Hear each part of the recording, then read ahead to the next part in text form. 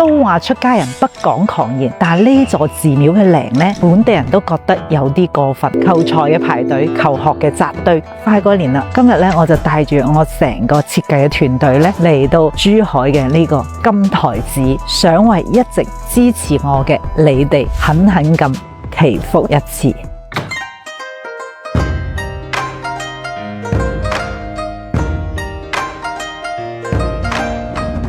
我哋從山腳一路行上嚟咧，10到15分鐘就可以行到山頂。咁佢沿途咧係經過呢個水庫，好靚，負離子亦都爆棚。佢條路咧修得好好，好平坦，行路一啲都唔攰。唔想爬山嘅朋友咧，亦都可以自駕直接到山頂，亦都可以坐公交。呢度咧係珠海唯一一個景區內有公交站點嘅景點，停車同埋門票咧都全部免費，好有良心嘅一個城市。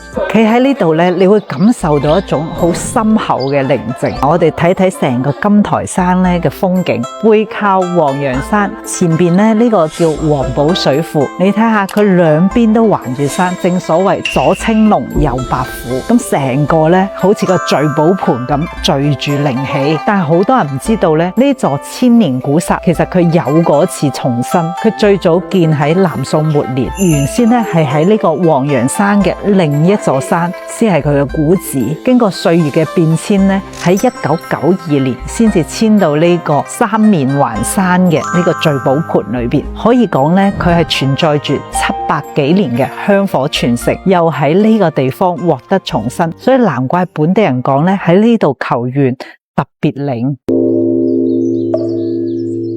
先到天王殿，為所有正喺度為生活努力打拼嘅屋企人求一份財源廣進，願付出都有回報，夢想都能夠落地生根。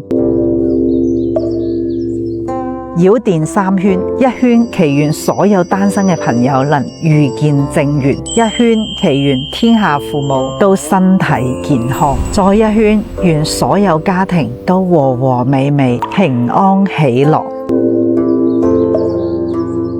觀音殿我嚟啦，喺呢度為所有備考嘅學子，所有學業上奮鬥嘅小朋友，願你哋筆下生花，思路清明，付出嘅每一份努力都不被辜負。金台寺嘅魅力咧，唔單止係祝福，而係咧將我哋嗰個浮躁嘅心一下子平靜落嚟嘅力量。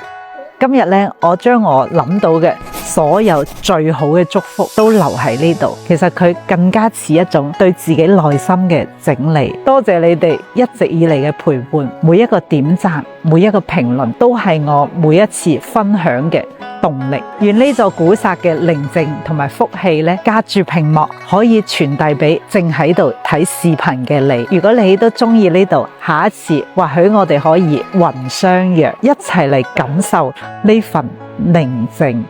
關注前展，請翡翠唔踩坑。